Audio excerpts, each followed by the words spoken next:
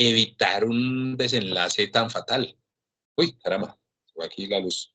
¿De qué manera hubiéramos podido haber tenido no sé, las curvas, el radio de curvatura de las vías, otros sistemas de auxiliares de frenado, de pronto unas barreras laterales, etcétera? 3, ¿qué otros elementos podría haber llegado a tener el vehículo de tal manera que hubieran algún tipo de alternativa, digámoslo así, en caso de que les fallen los frenos principales? ¿Será que hay tecnología que en este tipo de vehículos existe ya de pronto o se puede implementar que le hubiera salvado la vida a ese conductor? Y así sucesivamente empezamos a preguntarnos sobre todos los elementos que tiene el sistema vial, ¿sí? Los diferentes componentes. Oiga, ¿será que a las autoridades no les hace falta hacer un análisis, por ejemplo, de auditoría de seguridad vial sobre este sector de la vía para darse cuenta de que aquí comúnmente pasan este tipo de emergencias y hubiéramos podido intervenir, por ejemplo, en la infraestructura para evitar este tipo de cosas?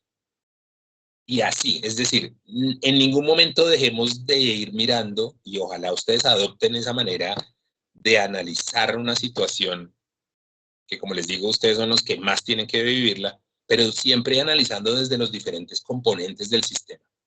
No solamente el que, es que manejó borracho, es que va muy rápido, es que no le hacen mantenimiento al vehículo, sino con todo el componente.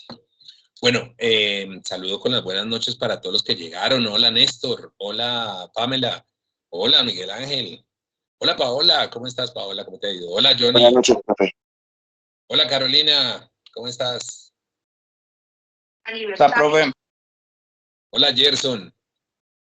Creo que no me falta, no me acuerdo si ya saludé a Alba, pero un saludo para todos, qué bueno verlos, ya estaba preocupado, dije, oiga, me van a hacer sindicato, no vinieron.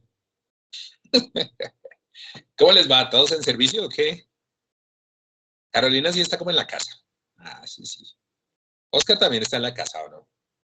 ¿Eh? No, profe, acá en la oficina. ¿En la oficina? No, ustedes trabajan mucho, ¿verdad? ¿O les da por trabajar cuando tienen clase? ¿Qué más, Miguel Ángel? Cuéntenos. ¿Cómo estamos hoy? Reportando sintonía, ¿desde dónde? Bien, profe, bien, gracias a Dios.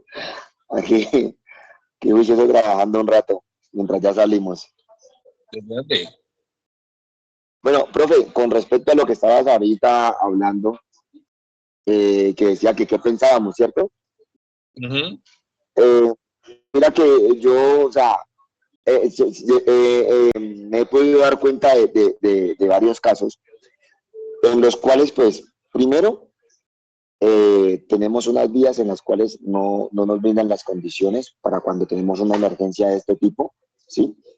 Que, pues, como en otros países, que de pronto hay rampas, hay arena que frena los vehículos, hay una serie de situaciones que nos pueden ayudar a minimizar el riesgo o el problema como tal, ¿cierto?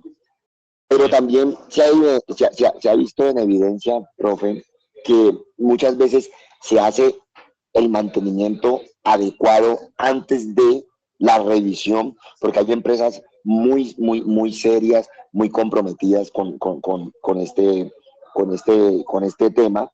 Por ejemplo, encontramos que estuve el otro día averiguando y lo podemos ver en Expreso Bolivariano. Hay un control de cada vehículo que va a salir a hacer su ruta como tal, y hay como otro grupo que le hace control a ese grupo que le hizo el primer control. O sea, hacen dos filtros para poder sacar su flota a un viaje como tal. Pero se han presentado inconvenientes donde el carro cumple con todas las condiciones para salir a su recorrido, y en el camino, después de 1 hora, 2 horas, se le recalientan los frenos, el clutch, y suceden accidentes, ¿sí? Son cosas que se salen a veces de control, cosas que se salen de las manos, ¿sí? hacen un peritaje como tal en el cual verifican todo eso y se presentan accidentes, se presentan situaciones. Entonces, aquí lo más sano es, por ejemplo, que de pronto las vías brinden las condiciones para una emergencia de esta, ¿sí? Y que se pueda solucionar en el momento. Porque, bueno, un carro que se quede sin freno y que lleve otro carro ahí a una distancia mínima de 10 metros, 15 metros, no creo que le vaya a dar de pronto tiempo de poder maniobrar o hacer algo porque va a colacionar con el que va adelante como tal, ¿sí? Dado caso que a veces se presentan de que tienen buena distancia y puede de pronto el conductor tener pericia de mirar a ver si lo manda contra un barranco, contra un árbol o mirar a ver cómo puede resolver. Pero aquí hay momentos donde se sale de control del ser humano como tal, porque pues son fallas mecánicas en las cuales se hace una revisión y no, se quedó sin freno, se recalentó, no funcionó, y mientras hicieron el peritaje todo marcó y unas indicaciones de que el carro estaba en óptimas condiciones. Entonces, siempre es complejo, ¿no? Señor, por ejemplo, hace 3 semanas, un poquito, estaba llegando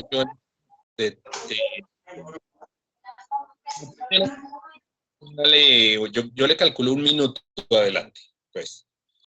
Evidentemente, ellos dicen después que algo estalló, o sea, seguramente estalló alguna manguera, algo relacionado con el sistema de frenos, pierden el control o por lo menos los frenos del vehículo, pero el conductor, yo creo que de una manera muy hábil, digamos como una muy buena reacción, porque es en la última curva entrando a La Vega. En esa última curva hay un andén, un separador, digamos, suficientemente alto. Él parece que manda el camión contra el separador, el camión rebota y cae volcado. Yo incluso ayudé a sacar a las personas que estaban en el camión, algunas personas de mucha edad y todo, y todos estaban bien, o sea, no pasó de daños materiales por fortuna. Pero todo es porque él reacciona muy bien, porque si él no hace volcar el vehículo, no sé si simplemente lo perdió y se volcó, pero si el vehículo no queda volcado, o sea, no aprovecha esa última curva para volcarse, pues evidentemente viene una recta que ustedes conocen de entrada a La Vega, que es como de 1 kilómetro, que pasa por toda la mitad del pueblo, ¿sí? ¿Cómo hubiera terminado ese vehículo sin frenos si sigue por esa recta? Cuando todos sabemos que ahí hay parqueo indebido, los peatones cruzan, hay casas, hay comercio, evidentemente, digamos, el daño, y además el impulso que hubiera cogido el vehículo ahí hubiera sido enorme. Entonces uno empieza a preguntarse como, bueno, ¿qué se hubiera podido hacer con respecto a prácticas de mantenimiento del vehículo? ¿Qué se hubiera podido hacer con respecto al vehículo? ¿Qué tipo de ayudas se le podemos colocar a ese vehículo para que tenga un plan B, una alternativa de frenado? Pero sobre todo también pensemos en qué tipo de infraestructura pusimos ahí y cómo podemos mitigar el riesgo que genera una recta de casi 1 kilómetro que atraviesa un montón de gente porque pasa por toda la mitad del pueblo. Por eso otras carreteras se han armado como variantes y no pasan por la mitad de los pueblos porque se vuelve enormemente peligroso en términos de siniestralidad de tránsito. Y empezaron a preguntarse también ahí muchas otras cosas, ¿no? Y los airbags, y el airbag de protección de peatones, y el control electrónico de estabilidad, y, ¿sí? Y la rampa de frenado en un sector tan clave como ese, y muchas otras cosas. Entonces, como les digo, mi invitación, que la reitero, es ustedes que están involucrados en ese tipo de cosas permanentemente, pónganse esos lentes y ya no los quiten. Siempre en un siniestro de tránsito, miren los diferentes elementos y empiecen a analizar qué hubiera podido haber o existir que habría hecho que el desenlace fuera menos trágico de lo que fue. ¿Sí? ¿Qué se habría podido hacer? Diferente o adicional a que se hubiera portado mejor o que hubiera conducido más despacio o que cualquier otra cosa de esas. ¿Listo? Bueno, con las buenas noches, ya había saludado a Néstor, no, hola Néstor, ¿quién más me falta por aquí saludar? Hola Salomón, creo que a Salomón tampoco lo he saludado, a Julián, ¿cómo les va? Profe, buenas noches. Bien, muchas gracias. Bueno. Uy, caramba. Ah, Néstor fue el que dijo eso. Uy, caramba, Néstor. Bueno, Néstor que aquí siempre es el que habla, hoy le tocó aguantarse. Saca letreros hoy. Listo, listo. Bueno, les preguntaba mucho también lo de Robinson, por supuesto, porque es un tema conexo al nuestro. De hecho, Robinson seguramente empezó contándoles cómo la seguridad vial es un componente de la movilidad sostenible, ¿sí?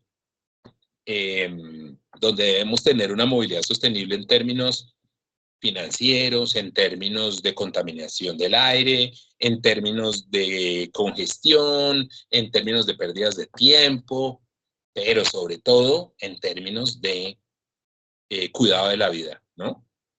Entonces, ese componente hace parte de la seguridad vial. Pero también les pregunté por eso, pues, digamos porque hay varios elementos que me parecen muy interesantes para este grupo en particular, pero también porque los invito a que sean muy constructivos y nos aporten, nos ayuden a aportar mucho en términos de calidad de este programa. O sea, queremos que ustedes se vayan felices y que hayan aprendido mucho y que hayan abierto mucho su manera de pensar gracias a todos y cada uno de los módulos de la especialización. Entonces, ayúdenos siempre a,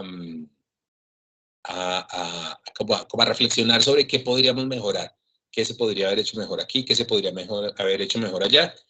A veces, de pronto, ustedes no tengan tanta confianza para decir, yo soy muy abierto, o sea, yo soy feliz cuando me dicen, Germán, mejore tal cosa. Sus diapositivas son muy aburridas, qué sé yo, está hablando mucho o está hablando muy poquito.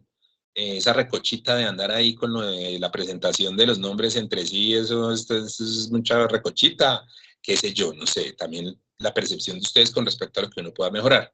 Pero también, de pronto, la retroalimentación de otros profesores, dado que no es que yo, digamos, tenga un rol diferente a ser profesor, pero sí trato pues de ser la conexión por ser el profesor de tiempo completo, la conexión de qué cosas podemos mejorar, qué otro tipo de conocimiento vale la pena traer, qué tema de pronto se quedó con ganas de conocerse mejor, para que alguno de los otros profesores también lo pueda cumplir. Ese tipo de cosas se las encargo mucho, ¿vale?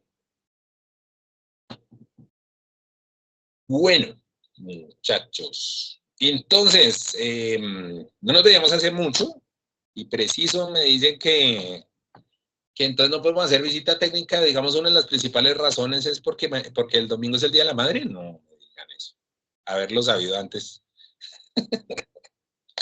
Haberlo sabido antes habríamos cambiado otro fin de semana con Robinson. Les contaba ahorita a los que llegaron temprano que hablando con la comandancia de este tema de la visita técnica, pues ellos siguen considerando que es muy importante que tengamos un encuentro presencial, o varios, pues, al menos uno o dos, dicen ellos. Y decimos nosotros hemos insistido mucho en el tema, nos parece muy importante encontrarnos, conocernos, e ir a mirar también cosas aplicadas, ¿no? La comandancia nos dice que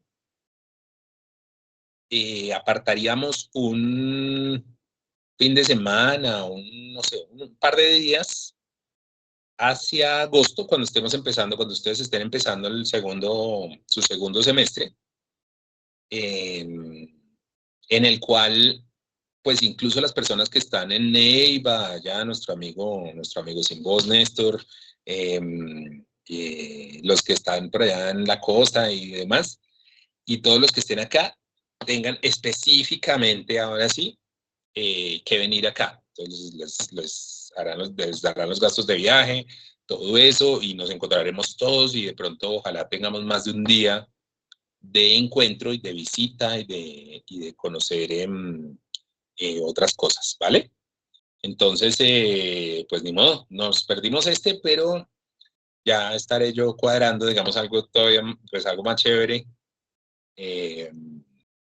para que vayamos a visitar y todo, pero sobre todo para que nos conozcamos, nos integremos también y nos conozcamos entre todos. ¿Vale? Bueno, muchachos.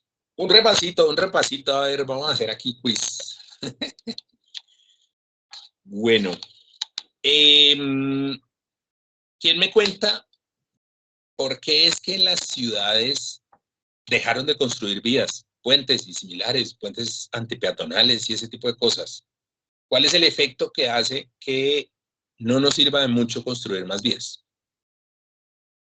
Repaso, ya como nos vimos hace como un mes, entonces vamos a ver si todas se acuerdan. José Eduardo.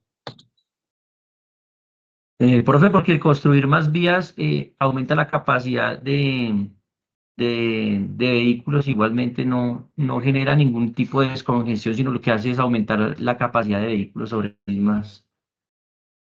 Muy bien. Atrae nuevos vehículos, ¿no? Sí, atrae más vehículos, pero en sí no mejora la calidad de movilidad. Muy bien, muy bien. Carolina, ¿te acuerdas cómo le llamábamos a eso? ¿Cuál es ese efecto, digamos, de que si yo construyo otro carril más amplio la vía, llegan más carros? ¿Te acuerdas?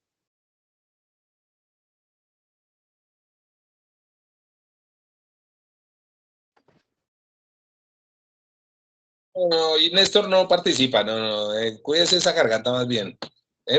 No me le ayude tanto a Caro. Carolina, ¿te acuerdas? Carolina, todavía hable todo lo que quiera. Ya me sapearon, ¿sí? ¿Sí, profe? Sí, ¿cómo es que se llama? ¿Te acuerdas? Ahí te ayudo. Sí, la demanda exclusiva. Inducida, perdón, inducida.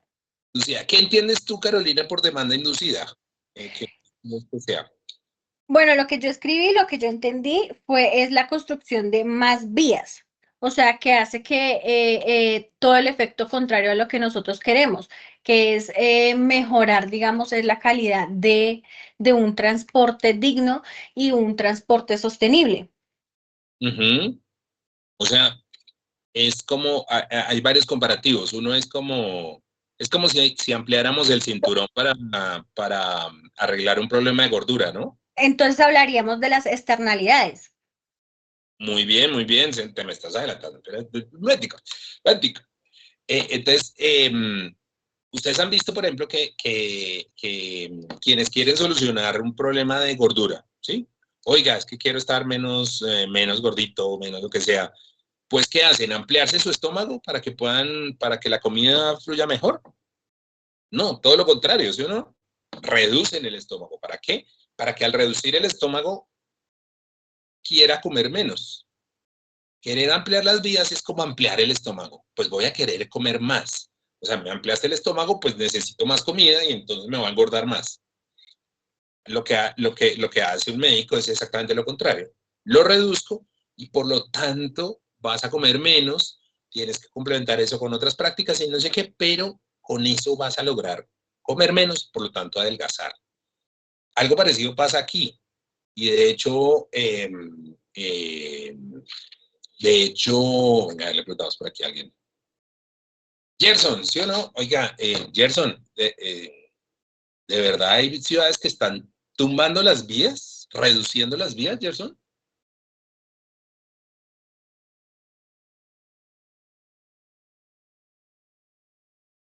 A Gerson lo perdimos. Yair, ¿qué dice Yair?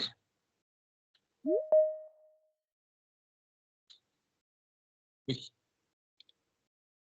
¿qué será Ditra de Will SCH? Hola, Yair. Profe, sí, un poquito como mala le escucho, profe. Sí. No, funciona. Hola, Yair, sí, ¿dónde andas acaso? ¿Dónde anda? Para que esté mal la salud.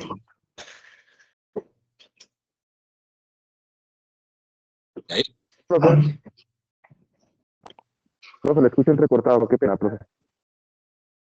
Bueno, tranquilo, no hay problema. ¿Quién es Ditra de Will SH? Cuéntame a ver. Profe, buenas noches, yo, Fabián. Hola, Fabián, ¿cómo vamos? ¿Cómo va todo? Bien, profe, gracias. Fabián, su merced que acaba de llegar, oiga, ¿qué fue lo que pregunté? Estábamos hablando de eso de que ampliar vías no es la solución. ¿Hay ciudades que están reduciendo las vías, Jair? Fabián.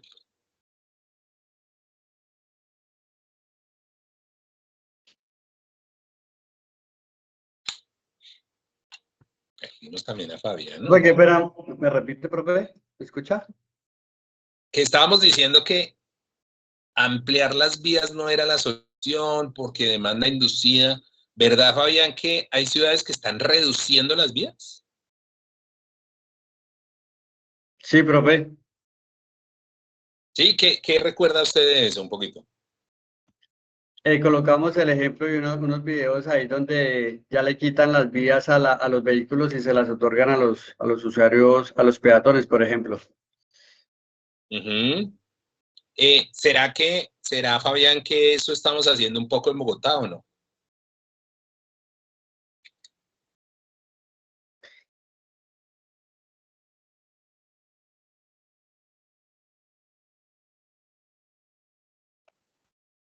¿Qué dicen los demás? Oiga, estamos hoy con... Ya le escucho, profe, qué pena.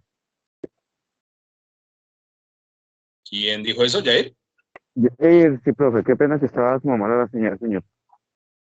Oiga, Jair, ¿usted cree que en Bogotá estamos reduciendo un poco la capacidad vial, la capacidad de las vías, haciendo un poco lo que algunas ciudades cuando tumban puentes o tumban segundos pisos y eso? ¿Usted cree que en Bogotá es algo parecido o no?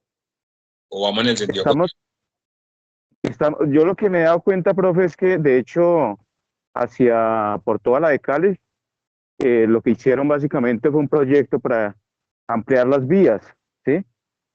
¿En dónde? Y pues por toda la Cali, de sur a norte, profe, se hizo un proyecto y tumbaron un montón de casas, justamente para ampliar la infraestructura vial, profe, porque ya no había como abastecimiento para tanto vehículo y mucha congestión, mucho cuello de botella para ese sector. Sí, señor, de acuerdo. A veces podemos tener el discurso, pero en algunos casos aplicamos lo contrario. Sí, señor. Aunque en todas las vías que estamos trabajando tienen un componente principal de transporte público, ¿o no? Sí, sí, total, profe, sí, señor. Pero para Bogotá lo que he percibido es ampliación de la infraestructura, de hecho por la 68, por la ampliación que se le está dando también al Transmilenio, pues digamos que esto mejora un poco lo que tiene que ver con mucho hueco que hay, ¿sí? Porque se arregla como tal la parte de la vía. Pero pues eso no quiere decir obviamente que vaya a disminuir la congestión vial porque la cantidad de vehículos y entre más se mejoren las vías y se amplíen, pues como mencionaba uno de los compañeros, pues va a haber más vehículos. Sí, señor, muy bien, de acuerdo. Sí, yo diría que sí hay también algunas zonas que de diferentes maneras se ha venido reduciendo el espacio vial. Por ejemplo, ¿han visto esto de las chicanas? Que es cuando, por ejemplo, digamos, tenemos una vía con dos carriles como muy amplios. Una con carril amplio básicamente invita a alta velocidad. Si usted va en una vía de 5 metros de ancho, un carril de 5 metros de ancho, pues usted lo que siente es que tiene un carril en donde acelerar mucho. Cuando ya ese carril se lo reducen, sigue teniendo el mismo carril, pero si es más angosto, ya usted siente que necesita transitar con más cuidado y por lo tanto más lento. Entonces las chicanas, esos espacios también de reducción de vía, incluso en algunos casos han usado vías como un pedazo de la vía para ubicar las bicicletas públicas, por ejemplo, o un espacio de las vías simplemente le ponen como taches y reducen, angostan la vía. Esa es una manera también de volver más pequeño el estómago, por decirlo así, de que ya el vehículo tenga que transitar más lento, no sienta que tiene unos espacios como donde se puede acelerar, sino que tiene que ir, por ejemplo, digamos que le ponen a hacer como curvas, eso es a lo que le llaman las chicanas, como en la Fórmula 1, ¿sí? En vez de que vaya recto y en un carril ancho, le ponen un carril angosto y algunas curvas que que lo obligan a bajar la velocidad. Se han puesto reductores de velocidad, es decir, los mal llamados policías acostados. Se ponen reductores de velocidad de distintos estilos, taches y otros en muchas vías. Eso de alguna manera reduce la capacidad de la vía. Es decir, cuántos vehículos podemos atender por hora, que era una variable que los ingenieros teníamos antes como prioritaria. ¿Cuál es el nivel de capacidad de la vía? Y eso se medía en letras, A, B, C, D. y entonces era como, no, tenemos que tener una vía de más capacidad. Claro, entre más carriles tuviera, más anchos los carriles, y menos intersecciones tuviera, era una mejor capacidad de la vía. Y se trabajaba en función de eso, aumentarle el nivel de la vía. Ahora se trabaja en cómo disminuírselo, porque entre mayor el nivel, quiere decir mayor la velocidad. Y entre más velocidad, pues más de tránsito. Y Profe, más, igual de todas maneras. Sí, Jair. profe,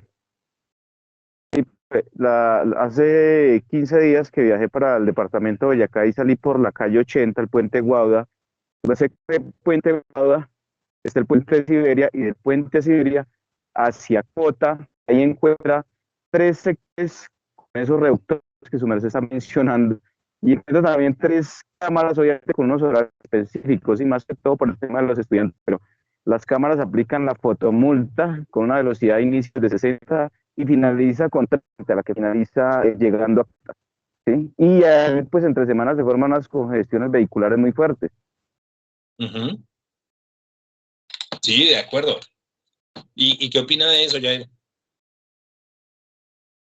Pues obviamente hay que respetar, sí, total, porque es una zona escolar y hay que, está establecida la velocidad para los niños, ¿sí? Pero pues también hay que buscar otro tipo de alternativas. Sí, sí, Porque pero... ¿qué está generando? Se está generando una fuerte congestión vehicular, sí, a causa de eso, que sí hay que respetar la velocidad, estoy totalmente de acuerdo, pero hay que buscar otro tipo de alternativas, no sé, apoyo de la gobernación para generar ahí que tal vez digamos, los contratados por la gobernación ayuden a la movilidad, ¿sí? Cuando no haya salida de niños, cuando no estén en esos horarios, podría ser una alternativa. Pero sí la congestión es muy fuerte, profe. Sí, sí, sí, efectivamente, digamos, también tratar de ser, por ejemplo, muchas veces se ponen límites de velocidad que no son coherentes para el usuario, ¿sí? Una cosa es que nos digan, oiga, en Bogotá pasemos de 60 a 50, pues bueno, explíquenos bien por qué ventaja tienen, explíquenos, por ejemplo, que las vías donde se ha reducido el límite de velocidad de 60 a 50, la gente llega más rápido. Y es como, pero ¿cómo? Si ahora va más lento, ¿cómo así que llega más rápido? Sí, claro, porque hay menos choques. Al haber menos diferencias de velocidades, todo el mundo como que transita a 50 y todo se mueve como de manera mucho más organizada, más fluida. No hay un choque, no hay esto, no hay un altercado, no hay nada de eso, que es lo que más genera realmente demoras y congestión. Es como todos van fluido, pues realmente todos llegan más rápido a su destino, y eso se ha demostrado con mediciones, se ha demostrado científicamente cómo, en efecto, estos corredores suelen antes aumentar la eficiencia de movilización de los pasajeros. Explíquele eso a los usuarios, por favor, explíquelo para que cada vez más las personas entiendan el por qué se hacen las cosas, y cuando uno entiende bien por qué lo hacen y que lo hacen por el bien de uno, pues suele respetarlo más, ¿no? Ahorita, por ejemplo, hay un proyecto de ley para bloquear cada vez más, que cada vez ha sido más grave, el tema de las fotomultas. Entonces, ay, que es que toca avisar con no sé cuántos metros anticipado, poner señalización para decirle que hay una cámara que mide fotomultas. Es como, ¿y por qué? O sea, ahora me va a tocar entonces poner también un aviso para decir que hay un policía de tránsito adelante y que le puede medir su velocidad, y de pronto le puede poner un comparendo. Ah, porque es que no lo puedo multar sin avisarle que lo va a multar, pues, mejor dicho. Pues uno debería de alguna manera tener como respeto y temor de la autoridad, por decirlo así. De, uy, es que me pueden coger, me pueden capturar, me pueden fiscalizar y me van a poner la multa. Pero ahora, de hecho, pues otra vez están tratando de obligar a que si no se reconoce al conductor y si no hay un reconocimiento absoluto y diáfano y 100% del conductor, no se le puede poner la fotomulta. Y es como... Y encima, pues, estamos siendo muy permisivos con el tema de vidrios polarizados. Y entonces, si el vidrio polarizado no nos deja ver el conductor, entonces no le podemos poner la multa. Es como, nada, el dueño del vehículo tiene que ser responsable de lo que ocurre con ese vehículo, ¿sí? Si él dice, no, no fui yo, bueno, diga quién fue, pues usted es el dueño del carro, usted tiene que saber quién tenía el carro. Y si no, pues responda usted. Si fue un hijo suyo que se le robó el carro y se lo llevó a escondidas, pues usted responda.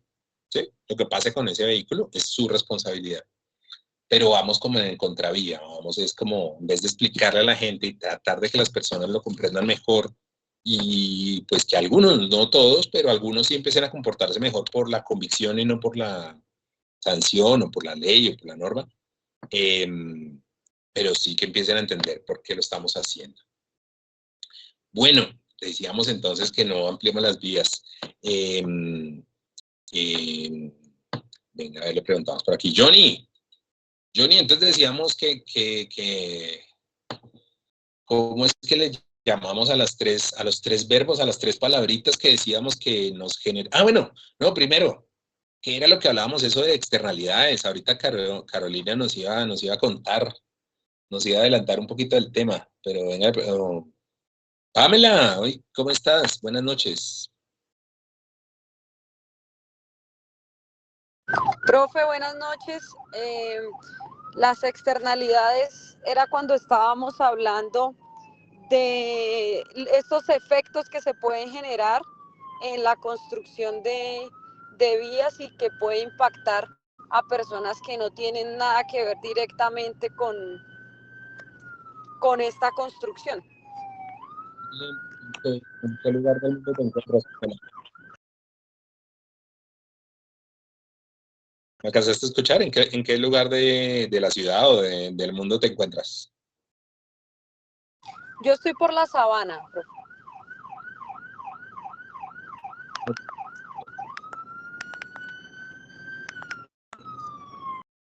Bueno, por ahí va una externalidad, ¿no? Sí, oímos que muy posiblemente Pamela tiene ahí al lado una externalidad. Esa ambulancia, por ejemplo, no ha podido pasar. Bueno, primero esa ambulancia seguramente va a ir a atender un siniestro de tránsito, o sea, un efecto colateral por el hecho de que alguien... Sí, hablábamos del efecto de la salud, que puede ser el ruido, la contaminación del aire, el tráfico en sí, cuando se presenta el accidente y todo ese tipo de externalidades son los otros ejemplos que habíamos hablado, profe. Muy bien, Pamela, muy bien, estupendo. De hecho, les decía que esa sirena que escuchamos ahí y que no dejamos de escuchar, es en sí misma una externalidad, no solo por el hecho de que posiblemente esté atendiendo un siniestro de tránsito, externalidad muy grave, sino además porque esa persona que sacó el carro, esas varias personas que están por ahí alrededor de ella y que no la dejan pasar por el hecho de estar ahí simplemente, le están generando una externalidad seguramente a esa persona enferma. Digamos que está enferma por otra cosa, una señora que le dio un ataque al corazón. Los otros, sin calcularlo, están bloqueando el paso de la ambulancia y puede que le hagan hasta perder la vida por el hecho de que la ambulancia no puede pasar rápido. Eso es una externalidad también, ¿sí? Nosotros hablamos de tres principales: pérdidas de tiempo debido a la congestión, contaminación del aire y también podría uno agregar del ruido y siniestralidad de tránsito. Pero hay otras, digamos, hay otras como esta que les estoy diciendo, y es, alguien puede estar perdiendo la vida o puede estar perdiendo un órgano o puede estar agravando una enfermedad por el hecho de que va en una ambulancia que no puede pasar porque hay congestión. Bueno. Y entonces decíamos que los tres verbos son ¿cuáles? ¿Quién me dice? A ver si no voy a atacar a nadie así. ¿Quién dice? Entonces, bueno, entonces si no construimos vías, si no ampliamos vías, si no les hacemos más puentes y todo eso, ¿qué verbos aplicamos para tratar de ir en pro de una movilidad sostenible? Profe, evitar, cambiar y mejorar. Muy bien, Carolina, evitar, cambiar y mejorar. Cuéntame qué entendiste, qué es para ti evitar. Es evitar o reducir los viajes. Muy bien. Mejorar es cambiar la forma del transporte o en cómo nos vamos a transportar. Y mejorar es mejorar la tecnología de los vehículos. No, Carolina, sí, mejor dicho, estudió, viene con toda, por favor. Estupendo, Carolina, muy bien, súper. acuérdense por lo menos, esos 3 verbos son algo que quisiera que ustedes recordaran de este módulo, y es evitar, cambiar y mejorar. Son el camino para lograr una movilidad sostenible, ¿sí? El camino no es solamente promover las bicicletas, el camino no es solamente, sí, no es ampliar las vías, el camino no es la composición de esos 3 verbos, de evitar hacer viajes, o por lo menos de hacer viajes largos, cambiar hacia modos de transporte sostenibles y mejorar la tecnología, si igual se va a hacer el viaje. Y teníamos como los 2 componentes, ¿no? Hay como 2 sombreros, 2 sombreros desde los cuales podemos ver esto. Julián, hablábamos de que había ¿cómo vería usted de manera personal el tema de evitar, cambiar y mejorar? ¿Cómo lo ve? Unas buenas noches para Julián. Guerra llamando a Julián. Julián, si estás ahí, manifiéstate. Bueno, Paola, ¿está Paola? Paola, Paolita, hola, Paola. Profe, buenas noches, qué pena. Ya, apareció Julián. Julián salvó a Paola. Hola Julián, ¿qué más? ¿Cómo va todo? Buenas noches. Profe, bien, profe, muchas gracias. Profe, desde el punto de vista de evitar, es pues específicamente lo que tenemos que evitar hacer los viajes, hacer uso de otros, y ahí pasamos pues al siguiente verbo que es cambiar a modo de transporte sostenible. Vamos despacio, vamos despacio. ¿Qué hace Julián para evitar? ¿Qué tipo de cosas? Evito hacer los viajes a través de la planificación o sea, no hacer uso de vehículos o cambiar a otros modos de transporte sostenibles. No, vamos despacio, vamos por evitar. Julián, ¿cómo evita hacer viajes? Digamos, ¿qué tipo de cosas ha hecho para evitar hacer un viaje o para evitar que los viajes que hace sean más largos? ¿Hay algo, digamos, particular?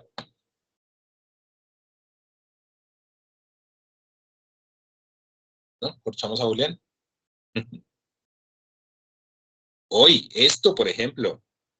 Julián dijo, oiga, mañana no voy a la visita técnica, estoy evitando hacer un viaje.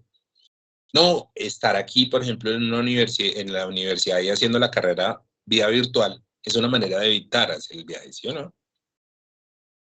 Julián también habría podido decir, oiga, es que yo estoy trabajando en la sede, qué sé yo, en la sede del Campín, pues voy a buscar cómo vivo cerca a la sede del Campín, o vivo por lo menos en un punto intermedio para que a mí me quede más o menos cerca, mi familia también le quede cerca, como que me ubico en un punto central, me voy a vivir a un punto central para que todos hagamos viajes un poco más cortos. Eso también es evitar. ¿Listo? Julián, y cambiar. ¿En qué se mueve Julián?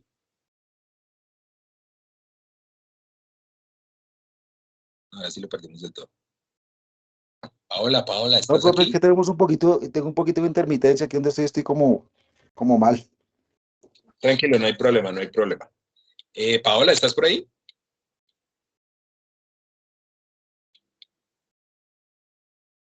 Paola no está por aquí. Jessica, ¿estás por acá?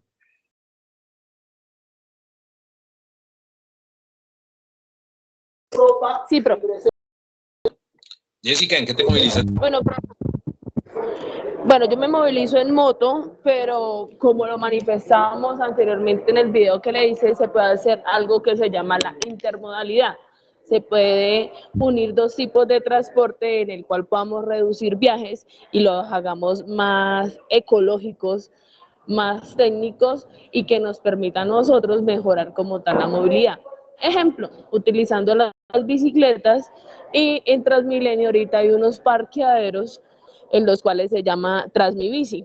Eso nos permite a nosotros mejorar la movilidad y reducir el uso de la motocicleta o de los vehículos y reducir tiempos de traslado. Jessica hizo una investigación sobre Transmibici, le cuento ahí a los otros. Cuéntanos resumidamente qué es Transmibici. ¿Se diferencia de los parqueaderos que desde el principio...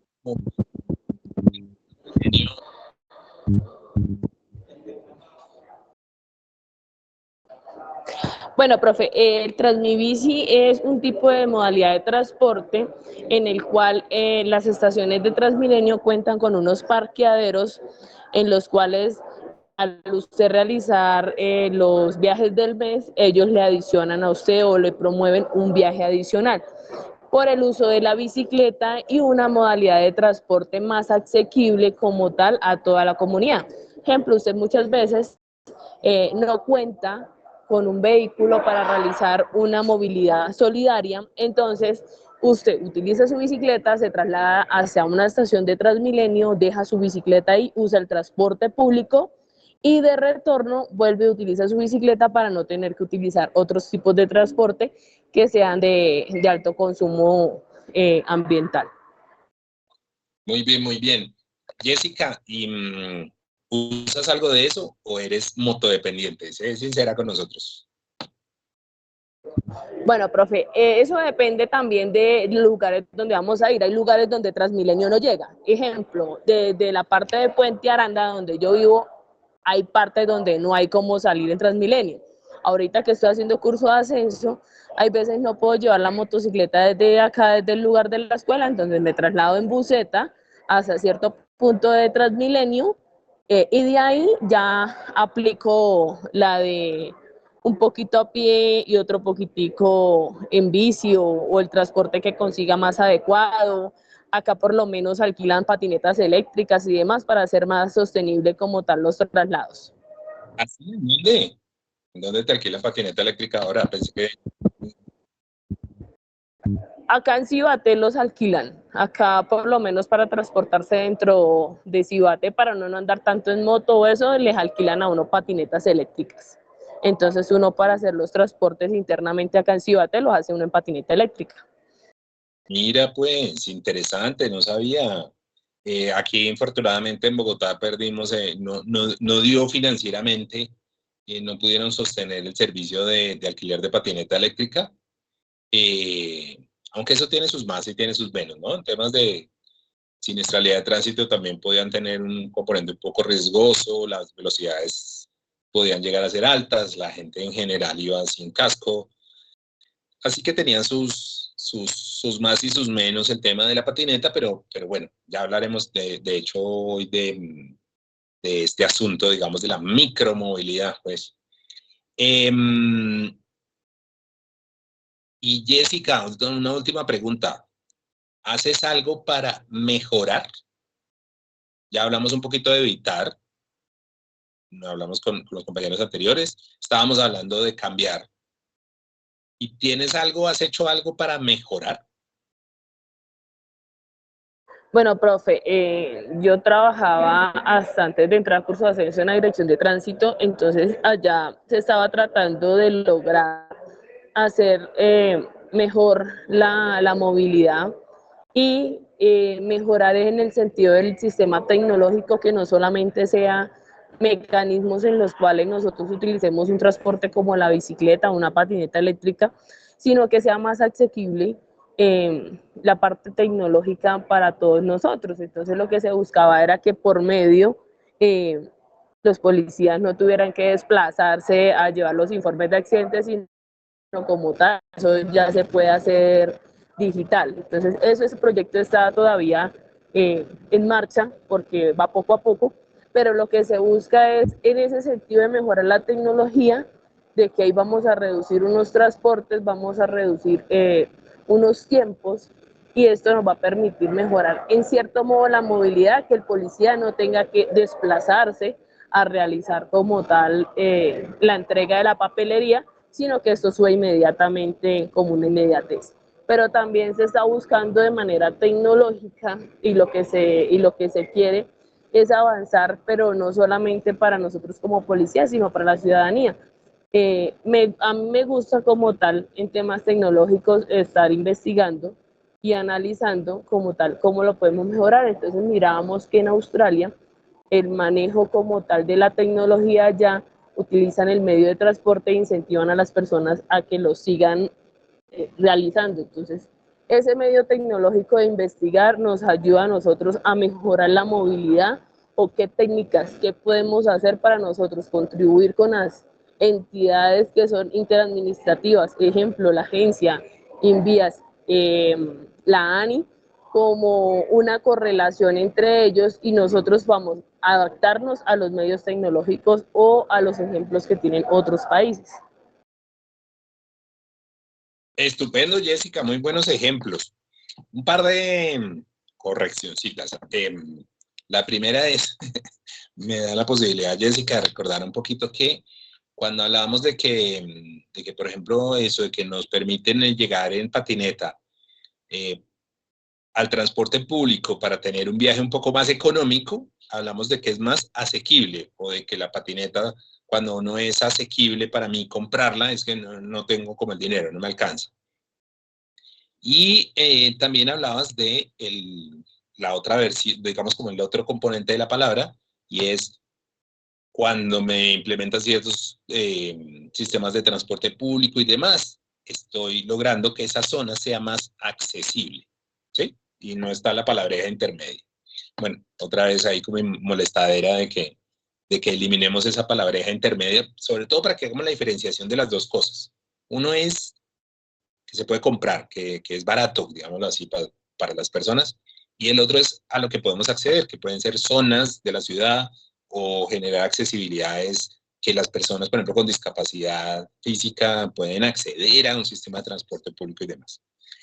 Lo segundo que quería decirles es, yo he notado que, digamos, el verbo de los tres que más un poco cuesta entender o acordarse o tener presente cómo es que funciona es el de mejorar. Mejorar no es mejorar las condiciones para la bicicleta, mejorar no es mejorar la tecnología computarizada y eso, pero el ejemplo que pone Jessica es fantástico como un evitar. Si Jessica me está diciendo, que fue lo que le entendí, que normalmente toca llevar los informes policiales, los IPAT, los informes policiales de accidentes de tránsito, toca llevarlos físicamente a algún lugar. Y lo que se está implementando es una solución tecnológica que haga que eso simplemente se envía digitalmente. Eso realmente sería un evitar, ¿sí? Porque evita hacer el viaje. Evita que Jessica se tenga que ir hasta no sé dónde a llevar esos informes escritos. Entonces, ese sería un evitar. Mejorar, en este caso, Jessica me habría podido decir, oiga, es que yo, por ejemplo, tengo una moto eléctrica. Entonces, esa moto eléctrica, aunque estoy congestionando, aunque puedo generar un siniestro de tránsito, por lo menos no contamina, ¿sí? No genera una contaminación de material particulado como la genera una motocicleta de combustión. O puede decirme, no, la mía es de gasolina, pero es una moto muy moderna, muy de último modelo, con muy buen nivel de mantenimiento, que hace también que genere menos contaminación del aire. O, por ejemplo, puede decirme Jessica, no, es que si yo uso moto, pero, por ejemplo, hemos cuadrado para que en vez de tener mi esposo una moto y yo otra y cada uno esté viajando en su moto, los dos viajamos en la misma motocicleta y hacemos ruta y entonces él me deja o yo lo dejo a él y sigo hasta mi trabajo, por ejemplo. Pues ese es como un, bueno, no evitaste hacer el viaje, no te pasaste a modos sostenibles, pero al menos estás haciendo un uso más eficiente de ese vehículo que genera externalidades, ¿sí? Eso es un poco el mejorar. ¿Listo, muchachos? Evitar, cambiar y mejorar. Dándole continuidad, digamos, un poco a eso, decíamos que cambiar era cambiarse a modos sostenibles. Si alguien me recuerda cuáles son los modos sostenibles.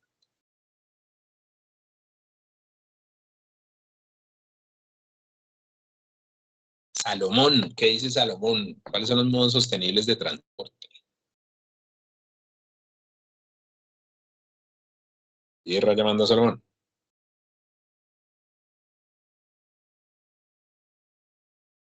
Tierra llamando a Alba. Alba, ¿estás por ahí?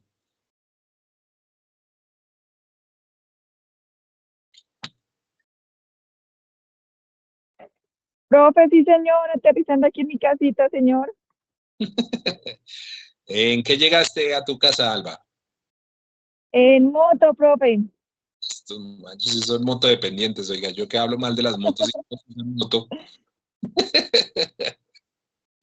Bueno, pero yo por lo menos espero que ustedes sean los conductores más seguros de motocicleta que hay, pues mejor dicho, que nunca llegan con siniestros de tránsito ni nada de eso. Por ejemplo, este semestre, dos en un mismo curso, un curso de 10 personas, de 10 chicos, yo diciendo que la moto y que la siniestralidad de ellos, no, pero la moto maravillosa y no sé qué, dos de una vez están siniestrados. ¿Sí? Por fortuna no pasó. Conductora elegida cuando necesite. No, en moto no, gracias. Pero vea, es que ustedes usan buenos cascos, usan buena indumentaria, seguramente conducen muy precavidos, conducen muy seguro. Entonces, bueno, al menos, ¿sí? Igual no deja de ser un vehículo, digamos, complejo, pero sobre todo la invitación aquí no es tanto que lo vean desde el lado individual, que es un poco también lo que les iba a preguntar, evitar, cambiar y mejorar. Hay que verlo con la mente que estoy planteándoles acá, y es como una mente como de planificador, como de, si ustedes fueran dueños de la ciudad, por decirlo así, si ustedes estuvieran planificando la ciudad, ¿qué harían para evitar, para cambiar y para mejorar? ¿No? Pero bueno, entonces llegaste en moto. Muy bien. Sí, profesor. Se me fue a preguntar. Bueno, si uno es alcalde, por ejemplo, uno para evitar es, oiga, procuremos que las zonas donde las personas viven estén más cerca de las zonas donde las personas trabajan. ¿Sí? Generemos ciudades donde hay más combinación de usos. Hace un siglo se pensaba que las ciudades debían quedar como en un lado las casas, por allá en otro el comercio, por allá en otro las fábricas, por allá en otro las entidades educativas, y que eso generaba, claro, eso tenía sus ventajas, pero pues el problema era que todo el mundo tenía que hacer unos desplazamientos enormes. Ahora es como, no, pues evitar, parte de evitar es, oiga, que los niños estudien en el colegio más cercano que tienen, público, por ejemplo. Y ojalá se pudiera promover de alguna manera que los niños estudiaran en colegios privados que les quedan cerca. Que las personas, que si hay, por ejemplo, zonas donde se demanda mucho empleo, pues ahí alrededor haya también mucha vivienda, para que ojalá muchas personas se vayan a vivir allá, y con eso tienen que hacer viajes más cortos. Promueva y ponga muchas facilidades para que mejore la conectividad, de tal manera que haya todo el incentivo para que muchas empresas, pues en vez de hacer ir a sus empleados, hagan teletrabajo, ¿sí? O telestudio también. Entonces promueva que las universidades tengan, sí, pero proporcione muy buenas herramientas para que todas estas entidades tengan acceso a conectividad muy buena. Cambiar, pues, a ese es como el más evidente de todos. Ustedes nos lo mostraron en los casos de estudio de las ciudades. Mejore el transporte público, mejore la movilidad en bicicleta y mejore la movilidad peatonal. Ya. Y redúzcale,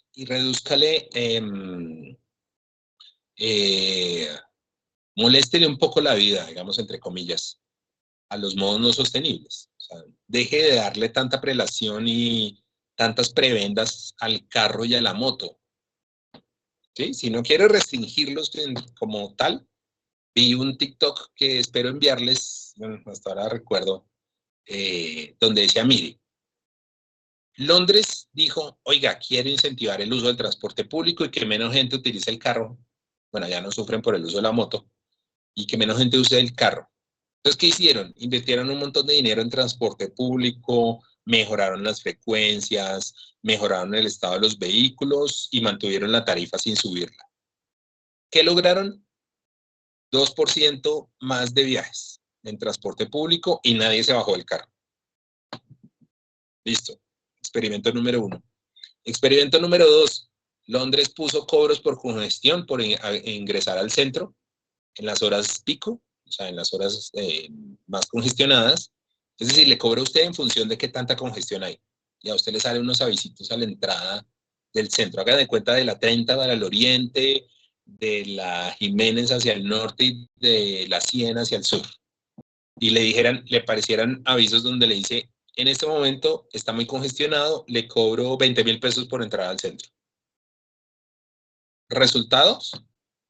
35% más de uso del transporte público en esas zonas, reducción muy importante del uso del vehículo particular y encima algunos ingresos que pueden servir para mejorar el transporte público. ¿Cuál de las dos será mejor? ¿Sí?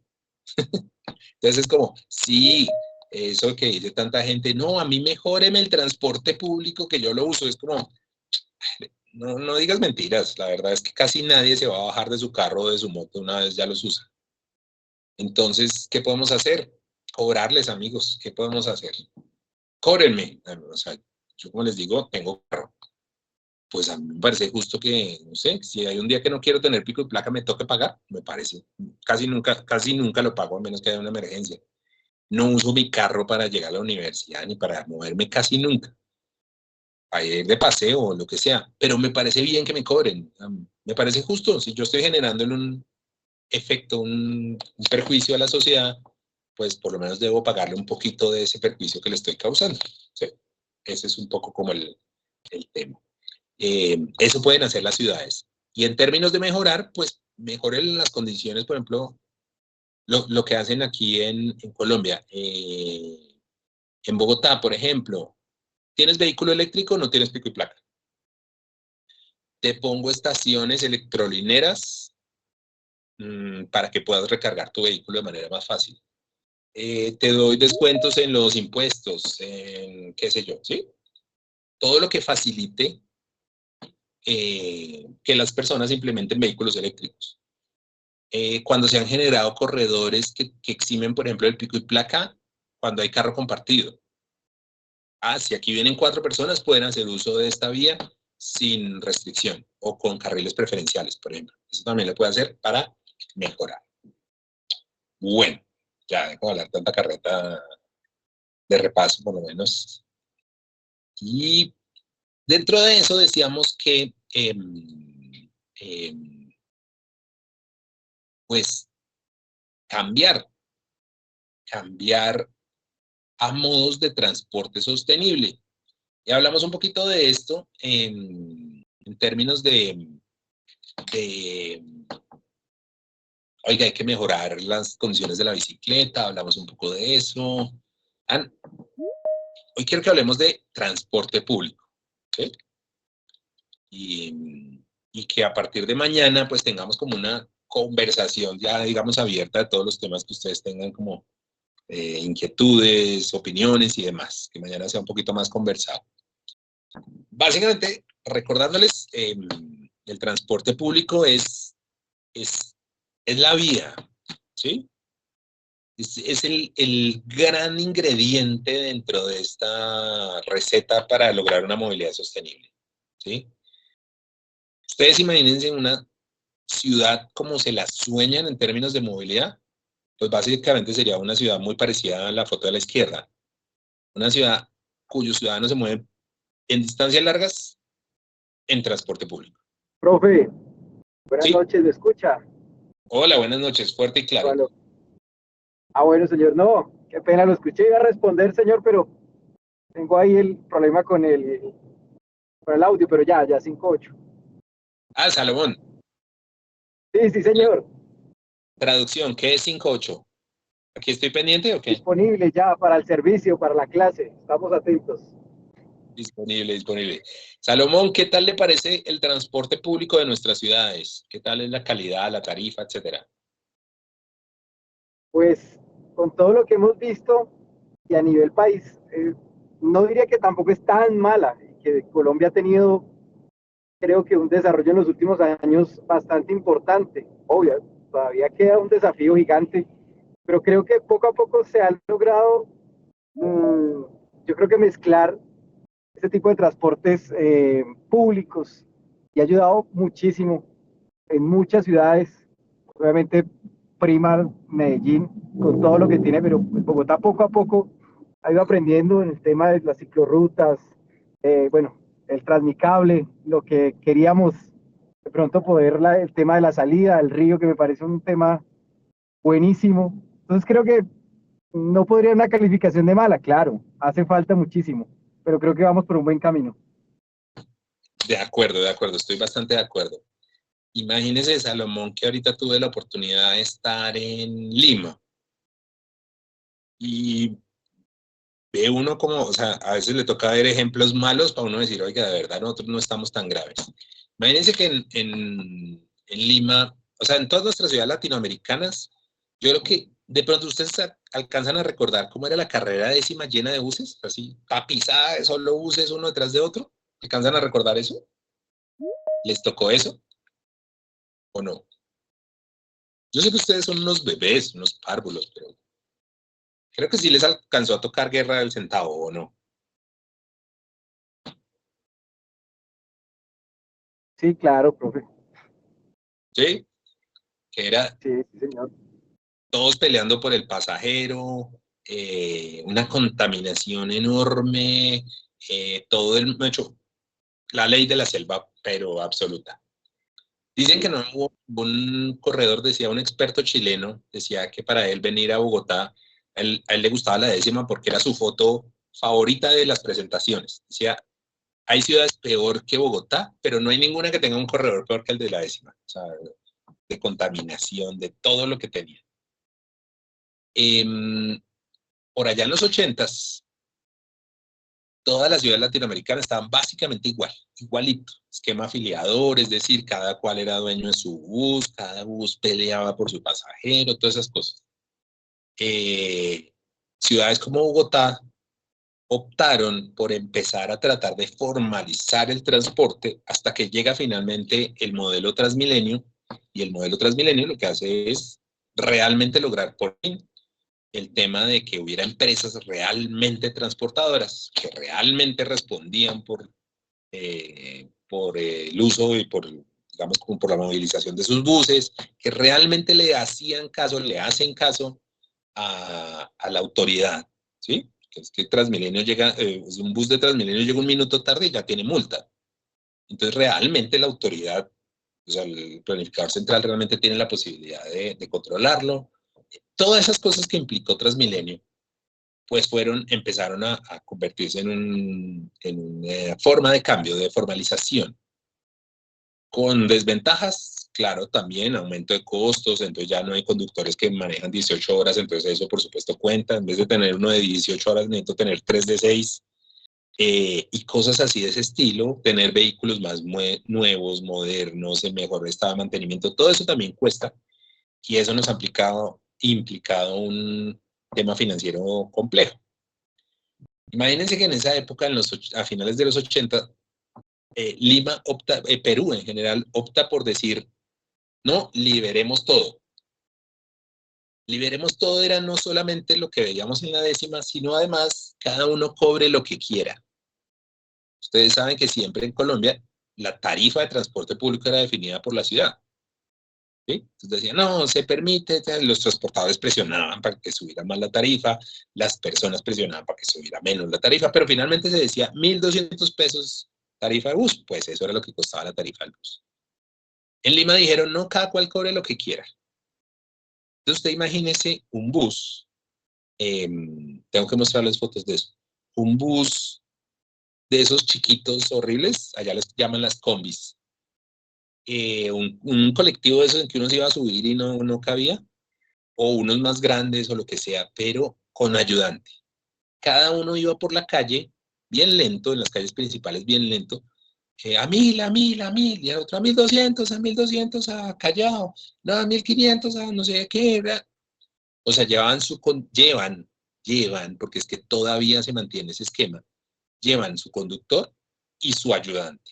Ahorita me tocó, por ejemplo, subir a un bus donde la esposa, se notaba que era la esposa de él, iba con altavoz por la ventana gritando, ¿sí? Anunciando tarifa y destino del bus. Entonces imagínense el caos que se volvió. Y un poco Lima lo que dijo es, no, pues que cada cual, esto es libre mercado, esto es no sé qué, entonces que cada cual cobre y pida lo que quiera. Lima, hasta hace poco tiempo, empezó a decir como, no, pero no, ya no podemos con esto, se imaginen. Además dejaron, parte de la liberación era, y entren todos los carros que quieran, todos los buses que quieran, y cobren lo que quieran. Entonces, imagínense el caos enorme que se armó. En los últimos 10 años más o menos han estado en un proceso, de hecho implementaron una línea de Transmilenio, por decirlo así, de sistema BRT, se llama eso. O sea, una línea de carril exclusivo, Transmilenio, es carril exclusivo, buses articulados, estaciones en el centro de la vía, puertas a la izquierda, Transmilenio. Y después de fregar como 30 años, por fin lograron terminar su primera línea de metro. Entonces ahora ellos tienen dos sistemas organizados, el metropolitano, que es como se le llama el Transmilenio allá, el metropolitano de Lima, y su metro. Pero el resto de la ciudad sigue implementándose, sigue funcionando con las famosas combis, los ayudantes, los gritos y todo el desorden que eso implica. Entonces ahí es cuando uno dice, ah, no, en Bogotá estamos es bien. O sea, cuando uno les cuenta a ellos que uno con una sola tarifa, con una tarjeta inteligente, paga una sola tarifa, bajarse a un bus, subirse a un BRT, cuando haya el metro, entonces nos subiremos al metro, o me puedo subir al cable aéreo, o todo ese tipo de cosas, es como, uff, pero ustedes nos llevan décadas, ¿eh? De ventaja. Y es porque sí, efectivamente, digamos, el tema ya es muy, muy, muy complejo. Y hay ciudades así donde también, Quito también tuve la oportunidad de estar en Quito, y en Quito hay trolebús, hay metro, porque hace 16 meses arrancaron su primera línea de metro, muy bonita, por cierto. Pero igual sigue estando ese componente del transporte público desorganizado, digamos, tradicional, y no tienen tarifa integrada. O sea, ellos tampoco tienen una tarjeta con la cual yo me bajo de un bus, me subo al otro y no tengo que pagar adicional y eso, nada. Bueno, pues debería haber, porque el transporte público tiene que ser el eje estructural, la columna vertebral de la movilidad sostenible en una ciudad con buena calidad de vida.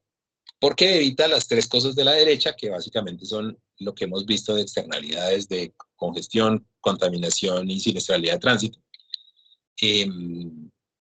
Pero para eso necesitamos transporte público de calidad y que sea asequible. Fíjense, de hecho, uno le podría aquí agregar también el accesible. O sea, necesitamos un transporte público de calidad. O sea, no puede ser un transporte público como el que hemos ofrecido mucho tiempo de Transmilenio, absolutamente abarrotado, inseguro, con acoso sexual, con los buses de pronto, bueno, en nuestro caso ya no tanto, pero sí con buses tartalados, sin aire acondicionado, sin ventilación, todo ese tipo de cosas hacen perder calidad al transporte público y por lo tanto lo hace sentir menos atractivo para el usuario. Y asequible es un tema absolutamente central aquí, es decir, que la gente lo pueda pagar con una tarifa que le permita a las personas de menores recursos usar el transporte público sin necesidad de colarse, sin querer comprarse una moto. Todavía hay personas que dicen como, ay, es que es más barato comprar una moto. Los usuarios de moto, cuenten, a ver, Jessica, mucho todos aquí, es más barato usar moto o transporte público. ¿Qué dicen ustedes?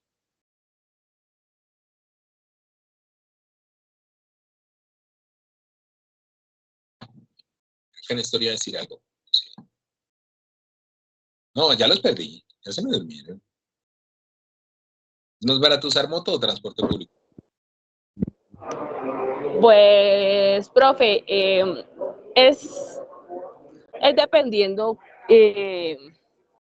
lo que usted vaya a realizar. Si es en una jornada laboral, depende la distancia que usted va a realizar el desplazamiento, ya sea por seguridad vial o ya sea por desplazamiento.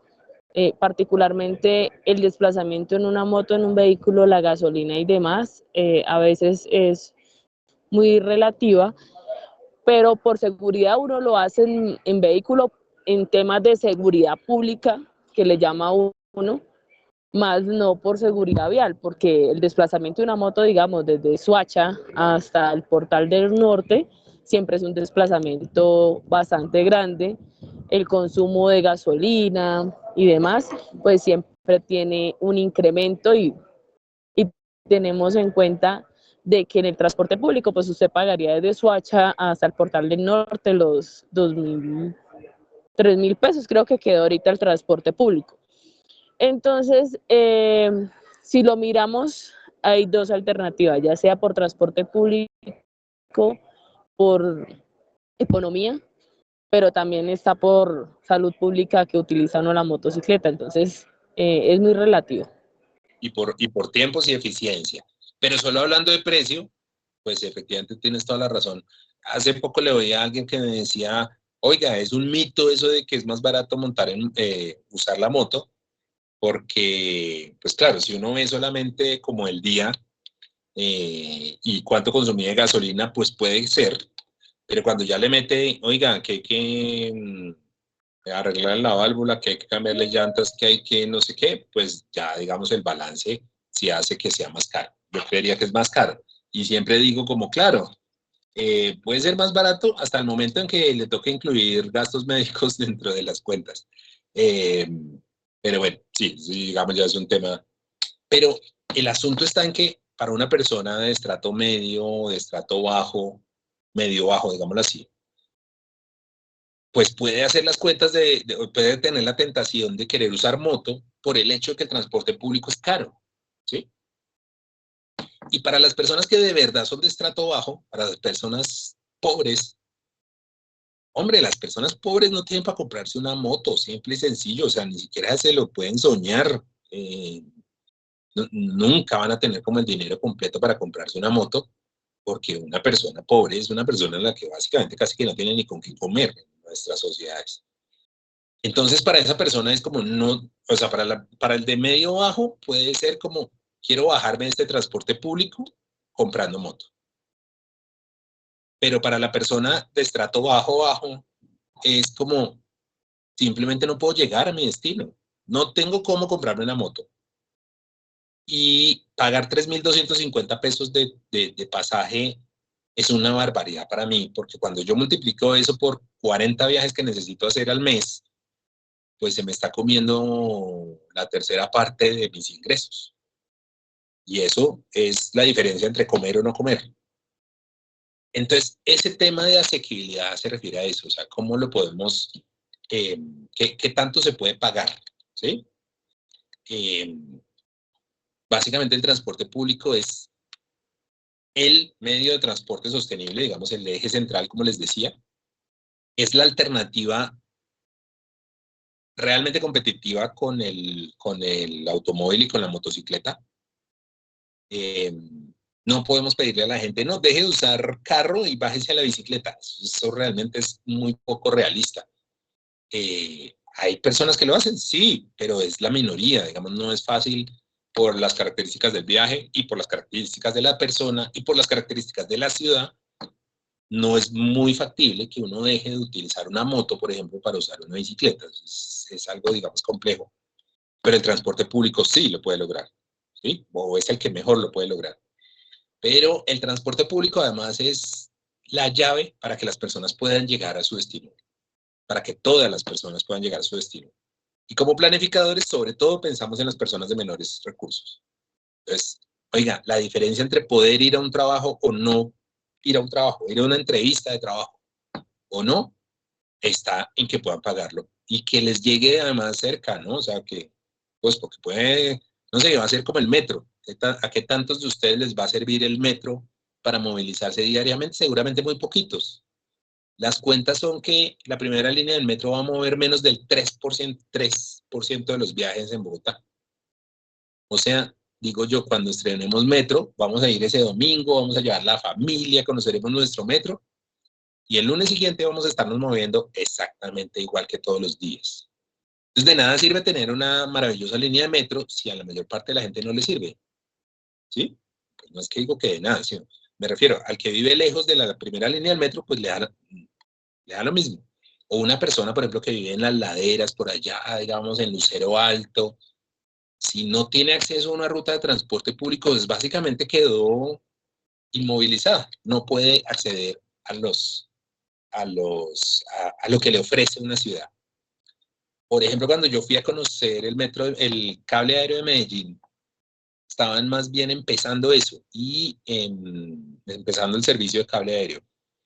Y yo me acuerdo que conversaba con personas de la comunidad y decían, es que nosotros ni siquiera nos considerábamos de Medellín. ¿Cómo así? Sí, porque es que nosotros no íbamos a Medellín. Quedaba tan lejos al ser en esto, una montaña por allá tan lejos, que pues nosotros nos movilizábamos era dentro de nuestros barrios, pero nunca íbamos, por ejemplo, al centro de Medellín, porque pues, era un camello, sí, es muy difícil acceder allá, entonces no nos considerábamos de Medellín. Es eso, el transporte público es el eje de no solo de una movilidad sostenible, sino de una ciudad sostenible. Sin embargo, si hablamos en Colombia, ya específicamente, ¿cómo estamos de calidad? Pues vemos que las cosas están muy graves. En los últimos 10 años el transporte público ha perdido muchísimos pasajeros. De hecho, por ejemplo, digamos, algunas de estas cifras no tienen lo más reciente. Bucaramanga básicamente cerró su sistema Metrolínea. Cartagena perdió por lo menos el 31% de los pasajeros en transporte público, Cali el 44% con su sistema mío, lo cual quiere decir estamos perdiendo la batalla, ¿sí? Eso también implica que al haber menos demanda, mandamos menos vehículos y se nos genera además un círculo vicioso. Si hay menos vehículos, por ejemplo, una disminución del 66% de los vehículos de transporte público en Cali, pues implican que usted como usuario tiene que esperar mucho más tiempo para que llegue el siguiente bus. Si usted llega y espera 45 minutos a que pase un bus, pues al día siguiente va a ver cómo se compra una moto. ¿Sí? Y eso está pasando en nuestras ciudades. Néstor no me dejará mentir. Yo creo que en Montería, que yo sepa, hasta donde tuve registro, no quisiera que Néstor hablara, pero por lo menos que nos haga señas. Hasta donde tuve registro, el uso de la moto y el mototaxismo derrotaron al transporte público, que básicamente entregó las llaves y dijo, ¿sabe qué? Ya, cierro mis puertas, ya, no hay más buses, hagan con su berraco mototaxismo lo que les dé la gana. ¿Es más o menos correcto? Pues ciudades un poco más grandes como Bucaramanga, que ya estén llegando a ese punto, pues es realmente tener una derrota muy grande para la movilidad sostenible, ¿sí? Porque pues ustedes imagínense en una ciudad como Bucaramanga moviéndose a punta de carros y motos. Bucaramanga además tiene una característica muy triste y es que Bucaramanga nunca generó reales condiciones para la movilidad en bicicleta. Siempre fue una ciudad enemiga de la bicicleta. Fui yo, digamos, en algunas épocas, poco a tratar de apoyar, de dar algo de asistencia técnica a los promotores de la bicicleta y lo que me mostraban era increíble, venga, le mostramos la red de ciclorrutas de Bucaramanga y era un corredor en un parque como de 300 metros. Ya, mire, esta es la ciclorruta y aquí termina. Y yo, ¿y qué? ¿Ya? ¿Eso es todo? Sí. Y era la ciudad en ese momento, ¿no? Y pues lo sigue siendo. Me acuerdo que me mostraron, tenían 85 señales de prohibido usar bicicleta. Pues que esa señal ni siquiera debería existir. O sea, ¿a quién se le ocurre que en una ciudad existan señales de prohibido utilizar bicicleta? Y era, claro, hay túneles, hay todo lo que es generar más infraestructura para el carro, o sea, demanda inducida, porque igual tenía una congestión enorme. Hace días que no voy a Bucaramanga, pero me imagino que va por ese camino. Entonces, no facilitan los viajes en bicicleta, a pesar de que es una ciudad con un clima bastante propicio para eso. Dejaron perder su transporte público, cerraron Metrolínea, ahora están amenazando con que, pues no amenazando, están que así que vamos a arrancar, que ahora sí el sistema de transporte público. La verdad es que los buses de Metrolínea se están oxidando, se los está comiendo el moho en un patio taller, y no saben cómo arrancar un sistema de transporte público en la que la gente de verdad lo empiece a utilizar. Entonces están presa de los carros, las motos y la piratería. Cuando usted tiene menos vehículos, pues baja la frecuencia. Cuando baja la frecuencia, puede tener ocupación excesiva. tiene unas condiciones financieras muy complejas que hacen que, por ejemplo, pueda tener bajos salarios a conductores, la tarifa sea costosa, los vehículos estén en mal estado, y los vehículos en mal estado generan inseguridad vial. O sea, un círculo vicioso terrible cuando dejamos que el transporte público se deteriore. Y en términos de precio, de tarifa, de asequibilidad, pues las cosas no están mucho mejor que eso. Y les muestro aquí unas diapositivas con análisis propios. Bueno, digamos que un poco, ¿cómo decirlo? Cada vez que en Bogotá se le sube la tarifa Transmilenio, salen las discusiones de no, pero es que el precio y no sé qué. Pues claro, efectivamente, año tras año, desde su creación en el año 2000, la tarifa de Transmilenio ha ido aumentando progresivamente. Entonces, yo aquí lo que les muestro en estas gráficas de colorcitos, básicamente es, la roja es la tarifa que todos conocemos, o sea, lo que yo llamo tarifa plena, que hoy está en 3.250 pesos, ¿sí? Las otras son las tarifas que tienen algún tipo de subsidio o de reducción del cobro. Esta verdecita es lo que le cuesta a las personas de tercera edad. Aquí el cálculo es un poquito complejo porque en Bogotá no se dice como, oiga, tal población, mitad de precio, tal población gratuita, como pasa en otras partes, tal población reducción del 20%, sino que en algunos casos de estos se dice como, oiga, discapacidad, le voy a dar tantos pasajes al mes. Entonces, este cálculo viene de decir, listo, hagamos de cuenta que usted va a utilizar 20 días al mes, Transmilenio de ida y de regreso, o sea, son 40 pasajes, el distrito le está regalando, qué sé yo, digamos 10, pues quiere decir que los otros 30 le salen, es decir, que en promedio por los 40 está pagando, qué sé yo, 2.500 pesos, ¿sí? Eso es un poco lo que se busca decir acá. En todo caso, sí, la tarifa ha estado creciendo permanentemente, apenas, digamos, lógico, pero la pregunta es, ¿qué tanto en términos relativos? Bueno, entonces hice un cálculo en dólares. En dólares, cuando arrancamos el sistema, la tarifa estaba cercana a los 40 centavos de dólar. Hoy está por los 75 centavos de dólar. Pero en eso tiene mucho que ver la evolución, por supuesto, de la TRM, la tasa de cambio del dólar con respecto al peso. Cuando lo comparamos en términos de poder adquisitivo, pónganle cuidado a esta gráfica. Cuando arrancó Transmilenio, una persona que ganaba el salario mínimo, con el salario mínimo diario, podía comprar 11 pasajes. ¿Estamos? Sí, o sea, el salario mínimo, sí, está como en 40 y pico mil, algo así, no me acuerdo.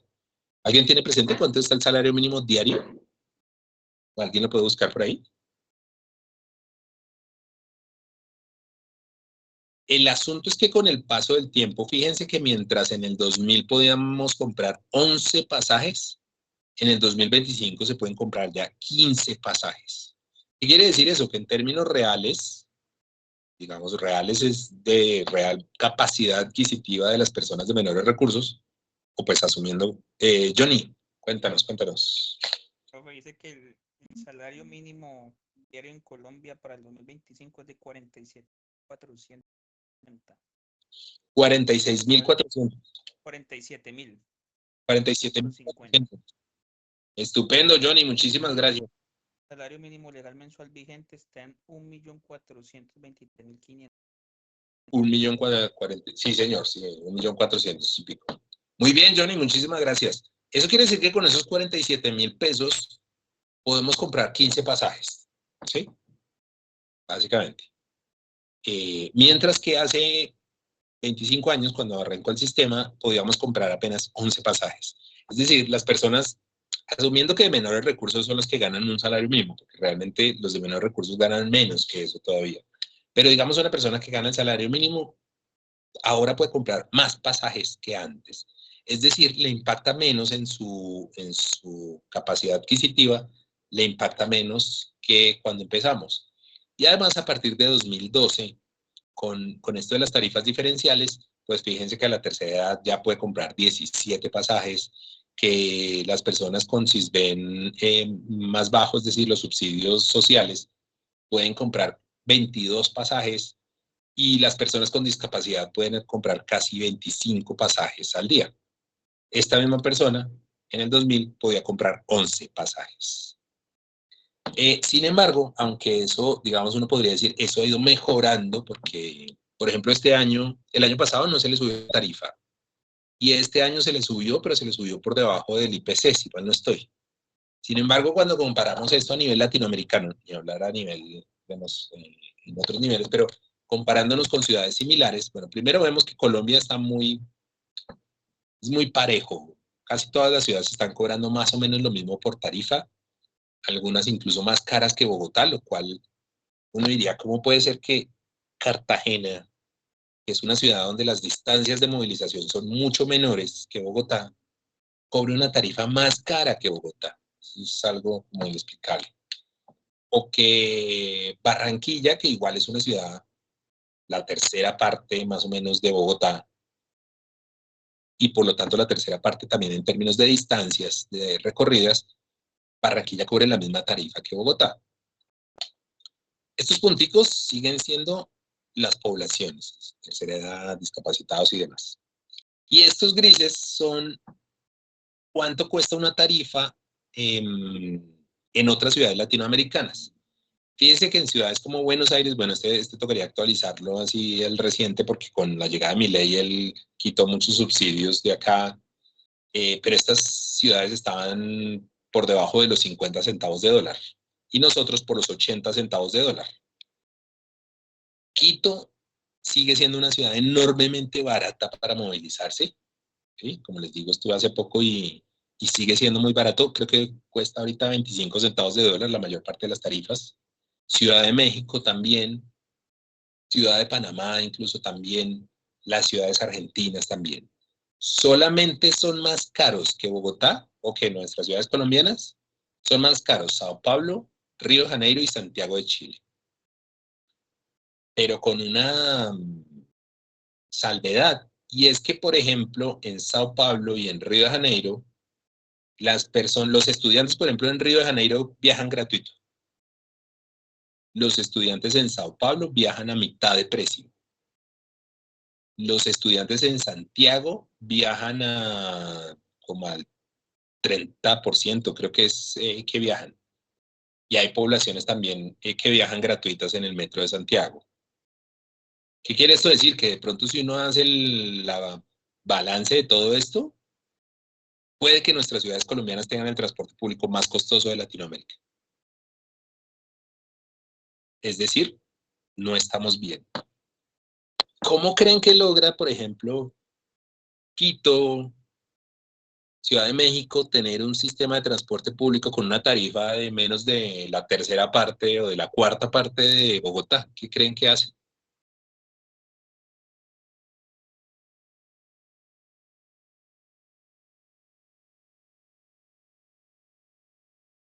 ¿Qué dicen ustedes? ¿Será que son mucho más eficientes en la operación, que tienen sistemas de transporte tipo metro y el metro es mucho más barato? Bueno, profe, yo pienso que de pronto han mirado de que hay unas facilidades en las cuales por medio de estos transportes públicos pueden brindarle una mejor movilidad a la ciudadanía de ese país, ¿cierto? Han invertido en las necesidades de acuerdo a los programas porque debe ser una proyección que han hecho, una planeación en la cual se han dado cuenta de que es mucho más eficiente movilizarse en transporte público, pero un transporte público de calidad, un transporte público que brinde las comodidades, un transporte público que sea atractivo para cada uno de los ciudadanos, en los cuales ellos van a mirar esa facilidad. Saliéndome del contexto hablando de Quito, mire que escuchaba el otro día Caracol Radio y un político importante de la ciudad de Medellín decía, lo estaban entrevistando por Caracol Radio y su entrevista la estaba haciendo a través de vía telefónica y lo estaba haciendo desde el metro. Y él indicaba de que él tomaba esa ruta todos los días para ir a su trabajo porque cambiaba de ambiente, se podía distraer, llegaba más rápido, era tranquilo, se evitaba de pronto la congestión de ir en el vehículo, el problema de que pique y placa y todo eso. Entonces, recordaba la clase cuando hablábamos la primera vez que tuvimos con el profe, que nos decía de que teníamos que mirar esa facilidad, pero que al mismo tiempo esa facilidad fuera atractiva para nosotros. Entonces yo recordaba que ese señor estaba diciendo la verdad. O sea, para él es atractivo porque le brinda la facilidad y le brinda la comodidad, ¿cierto? En muchas ciudades es complejo, ¿sí? Es complejo porque el medio de transporte no brinda de pronto esas comodidades, no brinda la fluidez. Encontramos, por ejemplo, todavía que hay conductores de muchos buses, de buses públicos que son un poco arbitrarios, la pelea del centavo, adelantando, ultrajando al otro para que no le gane el pasajero. Bueno, son muchas cosas, pero yo le apuesto a que debe ser eso, ¿sí? Que ellos han mirado y han interpretado el sistema y han tratado de darle comodidad a su comunidad, y de una otra forma, pues la gente también va tomando esa alternativa y eso ayuda mucho. Muy bien, Miguel Ángel, muchísimas gracias. Sí, pues por supuesto todos esos componentes hacen que se le dé una prioridad y que se genere un transporte público, digamos, que es más atractivo desde el punto de vista de la tarifa. Pero básicamente la manera como logran que la tarifa para el usuario sea más barata es subsidiando, ¿sí? Yo tuve la oportunidad, no lo muestro aquí en esta, pero tuve la oportunidad alguna vez de estar en Ciudad de México y ellos tenían unos afiches para preguntarle a la gente que si querían que le subieran al pasaje del metro. Era una cosa rara porque hubo una consulta popular. Y los afiches lo que le mostraban era un poco razones por las cuales votar que sí, que le subieran. Y era, mire, si le suben, vamos a modernizar la flota, si le suben, vamos a aumentar frecuencias, si le suben esto, si le suben otro.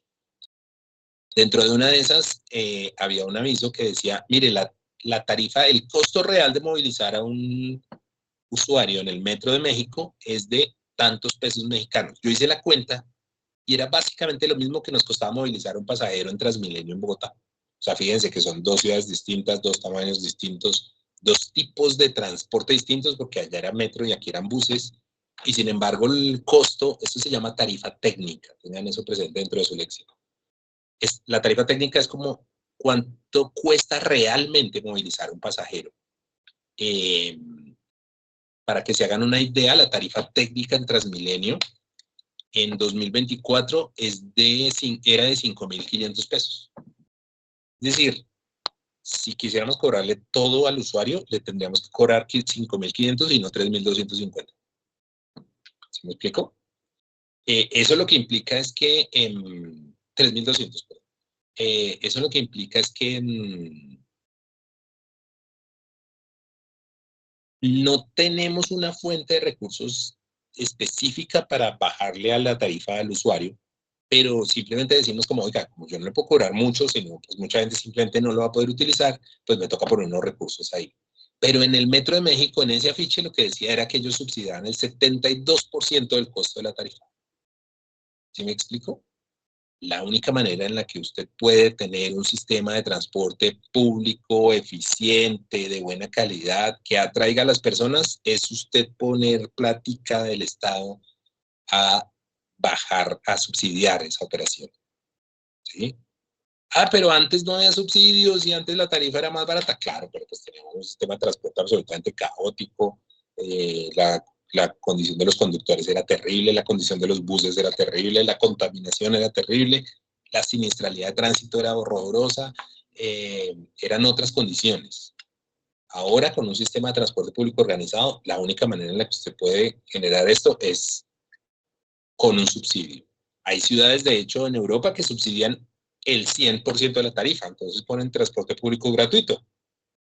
¿Sí? No son muchas, pero las hay. y otras subsidian el 80, el 90. Por eso usted va a digamos, un país europeo, una ciudad europea, una ciudad norteamericana, y el transporte público no es muy caro y va vacío, es súper cómodo, usted se sienta, va a las sillas, el bus está perfecto, el conductor está perfecto, la frecuencia está perfecta. Esto sí es un país desarrollado. Pues simplemente es un país que tiene recursos para poner mucha plata para que ese sistema funcione, a pesar de que moviliza muy poquita gente. Nosotros todavía tenemos la ventaja de que el transporte público mueve muchas personas, pero si seguimos disminuyendo, como estaba mostrándoles en esto, la disminución que se está dando de pasajeros en nuestras ciudades, pues simplemente vamos a llegar a un punto en el cual cada vez es más costoso sostenerlo, hasta que llegue un punto como Bucaramanga que diga, ay, ¿sabe qué? Como Montería, ¿sabe qué? Ya olvídese de un sistema de transporte público sostenible. ¿Listo? Esta otra grafiquita se parece a la anterior, pero este es el peso de 50 pasajes de transporte público con relación al salario mínimo local. Fíjense que, por ejemplo, aquí ya Santiago bajó un montón. ¿Por qué? ¿Qué quiere decir eso? Lo que cuesta el pasaje con respecto a su salario mínimo es mucho menos que en Bogotá. O sea, es menos que en Bogotá, ¿sí? Aunque la tarifa es más alta en centavos de dólar, pues como allá tienen un poder adquisitivo mayor, pues eso hace que a un santiaguino, entre comillas, le cueste menos movilizarse que a un bogotano. Y pues este es el resumen, digamos, estas noticias que van a ver aquí en esta diapositiva, pues es el resumen.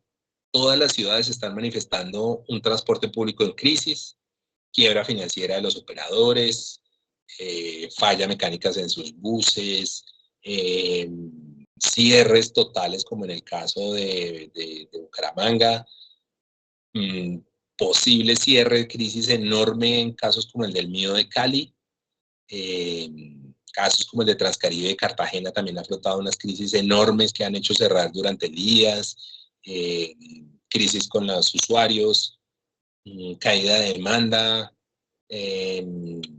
¿sí? Básicamente, en todas las ciudades estamos afrontando este enorme reto y si no contamos con el apoyo del gobierno nacional de manera mucho más decidida, los últimos gobiernos, pues para que se hagan una idea, hasta el gobierno de Santos II era prohibido subsidiar el transporte público, por ley. Entre otras cosas, esa fue la primera razón por la cual destituyeron a Petro cuando era alcalde. Porque él puso un subsidio, o sea, puso una plata que subsidiaba un pedacito chiquitico del transporte público de esa época y dijeron, usted está infringiendo la ley. Ya después eso cambia con el Plan Nacional de Santos II, pero igual, se dice que se puede subsidiar, sí, pero diga con qué plata, amigo. Necesitamos unas fuentes mucho más claras de recursos para que me diga de dónde vamos a subsidiar el transporte público. Porque si seguimos con la ecuación como estaba planteada hasta ese momento, en el cual los ingresos tienen que ser igual a los egresos, y entre otras cosas quería contarles esto, mañana en Transmilenio se los iba a contar, contándoselo a la gente de manera más sencilla, más coloquial, diciéndoles, no, es que si nos dicen que lo que usted paga por tiquetes es igual a lo que cuesta el transporte público, pues eso implica cosas muy graves, ¿sí? Muy graves, porque mientras que antes la tarifa era definida pues a partir de la sobreoferta y de todo esto, cuando se prohibió el subsidio al transporte público, pues básicamente lo que estamos diciendo es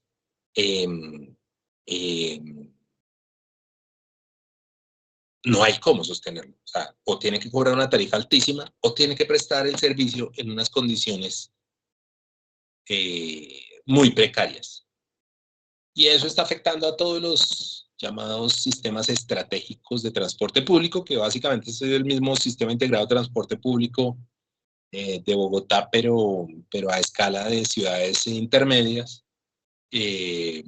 Muchos de ellos no han terminado de arrancar, muchos de ellos ya están en una crisis enorme, como el caso de nuestros amigos de Néstor de Montería. Valledupar, Sincelejo, entiendo que también están en unas condiciones muy complejas. No sé cómo esté Neiva, No sé si alguno de los amigos de Neiva nos cuente cómo está el sistema estratégico de transporte público de Neiva. No me acuerdo cómo se llama. ¿Quiénes son aquí los de Neiva?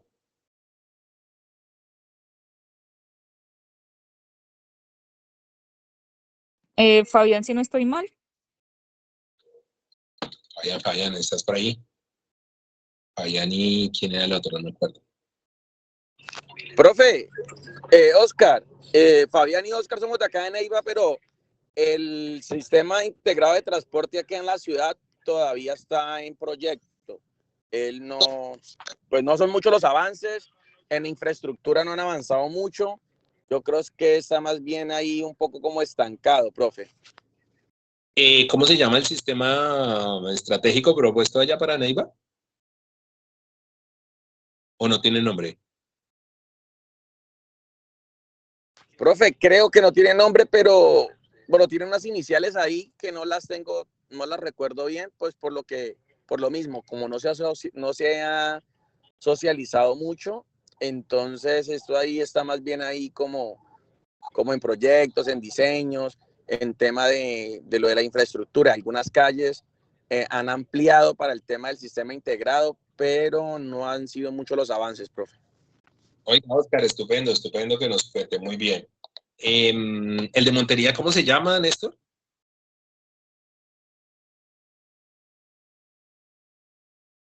No me acuerdo, yo ese sí lo conocí de primera mano, pero ya estaban en proceso también. Bueno, creo que perdimos a Néstor, o Néstor perdió la voz del todo. Listo.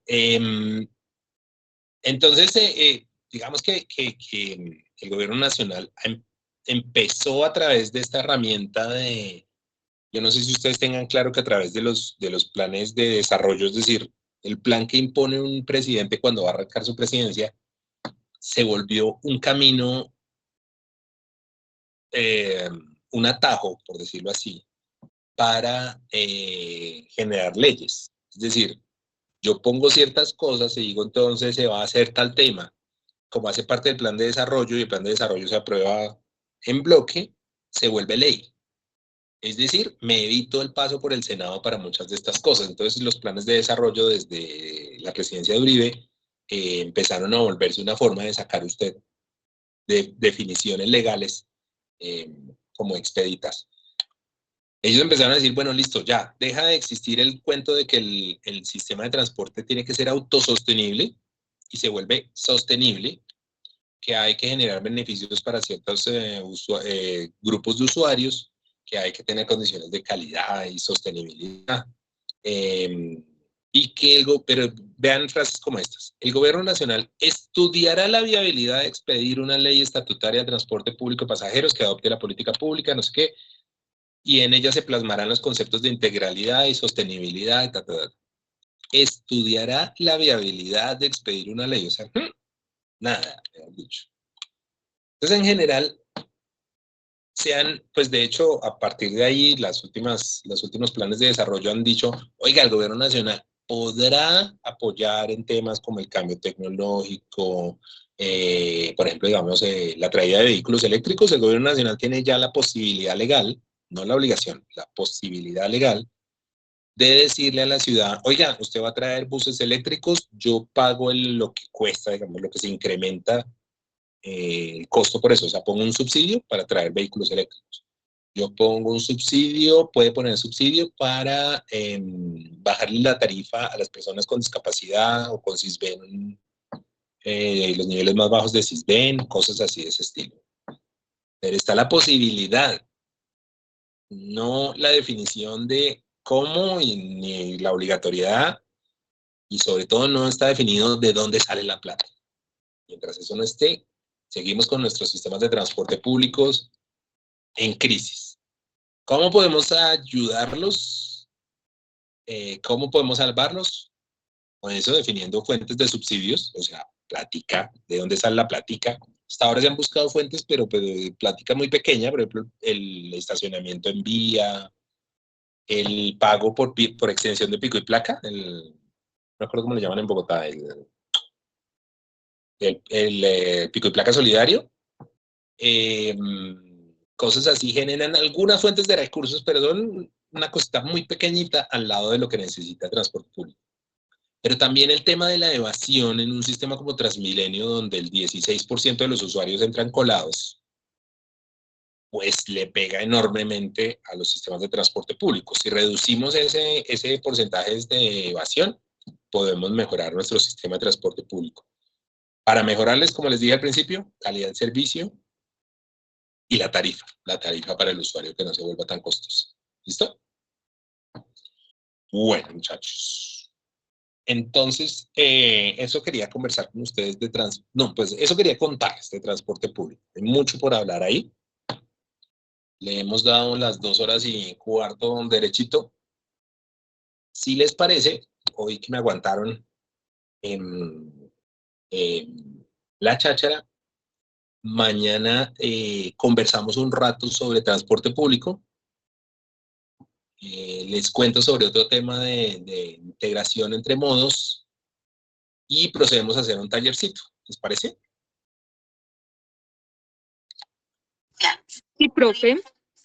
Sí, profe. Listo. Pues nada, muchísimas gracias por la paciencia. Siempre me ha parecido difícil esto de por virtual de hablar tanto tiempo y más ustedes allá, digamos, con muchas cosas en paralelo. Pero espero que haya servido esta visión de transporte público. Mañana lo hacemos más conversado. Mañana esperemos que Néstor tome hoy buena miel para que hablemos de Montería, que los demás no estén en curso de formación para que puedan conversar. Y conversamos de distintos casos de sistemas de transporte público y cómo esto lo podemos llevar. Después de eso, como les decía, vamos a hablar un poco de integración, eso que nos alcanzó a hablar, creo que fue Carolina que nos lo mencionó, o alguna de las chicas nos lo mencionó, como un poco de eso ella dijo intermodalidad, y un poco las tendencias que vienen ahí con un concepto que se llama el MaaS, el Mobility as a Service. Mañana veremos un poquito sobre eso y, como les digo, terminamos con un tallercito, ¿vale? Ya que no me dejaron ir a hacer visita técnica, pues mañana entonces hacemos clasecita normal. Muchachos, un abrazo, que descansen, buena noche para ustedes, buen servicio, los que estén en servicio.